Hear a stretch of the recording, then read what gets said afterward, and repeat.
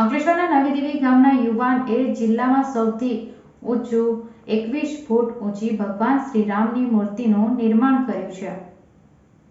સમગ્ર દેશ ભગવાન રામની અયોધ્યામાં 500 વર્ષ બાદ ભગવાન રામની નિજ મંદિરમાં વાપસીને લઈ ભારે થનગનાટ અનુભવી રહ્યું છે અને ભગવાનમાં 22મી જાન્યુઆરીના રોજ થનાર પ્રાણ પ્રતિષ્ઠા મહોત્સવને લઈ ભારે ઉત્સાહ જોવા મળી રહ્યો છે। એક તરફ સમગ્ર અંકલેશ્વર રોશનીના ઝગમગતા અને કેશિયા ધ્વજના અને તરોણને લઈ કેસરી રંગ રંગાઈ ગયું છે, તો બીજી તરફ અંકલેશ્વર ગ્રામ્યમાં ભગવાન રામ ભક્તિમાં ગળાડૂબ બન્યા છે, જ્યાં જેને લઈ દિવાળી જેવો ઉત્સાહનો માહોલ જોવા સર્જાયો છે। જેમાં હવે શહેર અડીને આવેલા નવી દેવી ગામના યુવાનો પ્રભુ શ્રીરામની ભક્તિના રંગે રંગાયા છે। ગામના યુવાનો ભેગા થઈ 20 દિવસ અગાઉથી ગામના ભાતીજી મહારાજના મંદિર ખાતે ભગવાન શ્રીરામની મૂર્તિનું નિર્માણ કર્યામાં જોડાયા હતા।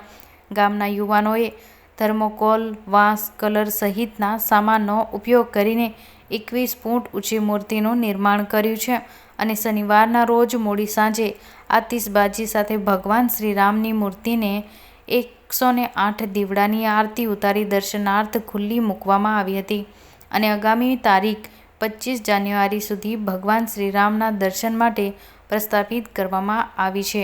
આ પાવન અવસરે સમગ્ર ગ્રામજનો ઉપસ્થિત રહી આરતીનો લાહવો લીધો હતો અને રામલલ્લાના દર્શન કરી ધન્યતા અનુભવી હતી।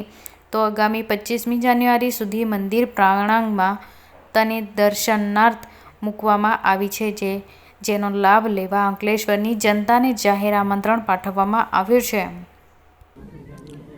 જય શ્રી રામ। મારું નામ વિશાલ પટેલ રાજેશભાઈ, ગામ નવી દેવી। રામ રાજ્યમાં પ્રવેશ અને રામ જન્મભૂમિ અને પુનઃ પ્રાણ પ્રતિષ્ઠા મહોત્સવના આપ સર્વને શુભકામના।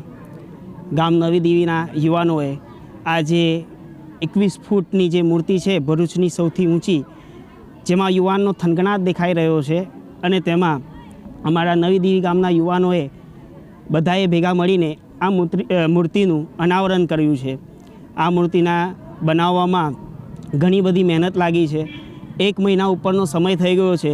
આ મૂર્તિને બનાવટમાં કલર, વાંસ, થર્મોકોલ અને ઘણી બધી એવી ચીજવસ્તુનો ઉપયોગ કર્યો છે।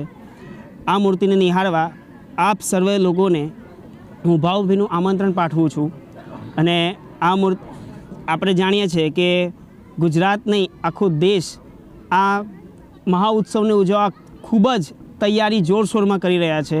તો આપ સર્વને હું ભાવભીનું આમંત્રણ આપું છું કે તમે આ મૂર્તિને આજ રોજથી અનાવરણ થઈ ગયું છે, તારીખ 25 સુધી આ મૂર્તિના દર્શન કરી શકશો અને આજે અમે 108 દીવાની આરતી પ્રગટાવીને રામલલ્લાની મૂર્તિની આરતી ઉતારીને અમે ધન્યતા અનુભવી છે।